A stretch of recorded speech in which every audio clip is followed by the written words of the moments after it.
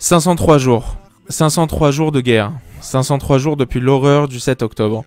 Et 69 otages encore aux mains du Hamas. Aujourd'hui, nous avons récupéré des corps, pas des vivants. Pas des otages sauvés. Seulement des dépouilles brisées par la barbarie. Aujourd'hui, Israël enterre. Les corps de Kfir et Ariel Bibas, 8 mois et 4 ans, de leur mère Shiri et d'Oded Lifshitz, 83 ans, nous sont rendus. Rendus après 503 jours d'attente, de douleur, de mensonges. Et pour ajouter de l'horreur à l'horreur, on apprend cette nuit que Shiri ne fait pas partie de ces corps rendus et qu'il s'agit d'un corps inconnu et non identifié, sans doute d'une Palestinienne. Le Hamas qui a nié leur détention, le Hamas qui a refusé de dire ce qu'ils étaient devenus, le Hamas qui ose aujourd'hui se présenter comme humanitaire en restituant ce qu'il a lui-même volé. Mais que valent les morts pour ces monstres qui ne respectent déjà pas les vivants? Que valent nos enfants, nos vieillards, nos familles face à leur soif de sang? 8 mois. Kfir avait 8 mois. Car le temps s'est arrêté le 7 octobre, jour de son enlèvement. Il devait faire ses premiers pas, dire ses premiers mots, il n'aura jamais eu le temps. Son seul crime? Être né juif en Israël.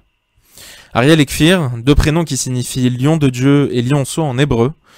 Deux prénoms qui incarnent la force, le courage, la puissance. Deux prénoms qui auraient dû rugir pleinement de vie. Mais leur voix a été étouffée par la barbarie.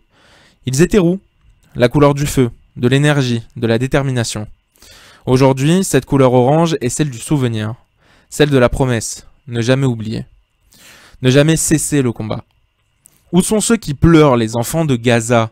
Où sont ceux qui crient « cessez le feu » et du « oui mais » et qui n'ont jamais levé la voix pour demander la libération de Kfir, d'Ariel, de Shiri et d'Oded? Où sont-ils, ces défenseurs autoproclamés de la justice, quand il s'agit de condamner ce qui a été fait à un bébé de 8 mois? Ils ne viendront pas, ils ne parleront pas, parce que dans leur monde, certaines victimes valent plus que d'autres. Mais nous n'oublions pas. Nous n'oublions pas les 69 otages encore là-bas, prisonniers de cette même barbarie. Nous n'oublions pas que chaque heure qui passe est une torture pour eux et leurs familles. 503 jours, et toujours pas de justice. 503 jours, et toujours pas de vérité. Aujourd'hui, Israël enterre. Israël pleure. Et j'ai une pensée particulière pour Yarden. Mais Israël ne s'arrêtera pas. Dans la dignité et l'honneur, Israël continuera de se battre, de se défendre, de réclamer justice. Tant que chaque otage ne sera pas revenu à la maison. Nous pleurons aujourd'hui, tous ensemble. Mais demain, tous ensemble, nous continuerons à nous battre, car en face, nous avons une idéologie mortifère qui propage la haine du monde occidental, et il faut bien comprendre que cela ne concerne pas seulement Israël et les Juifs, c'est notre société, notre mode de vie et notre civilisation qui est visée, et Israël a une lourde mission, une lourde tâche. Faire émerger la lumière face à leurs ténèbres.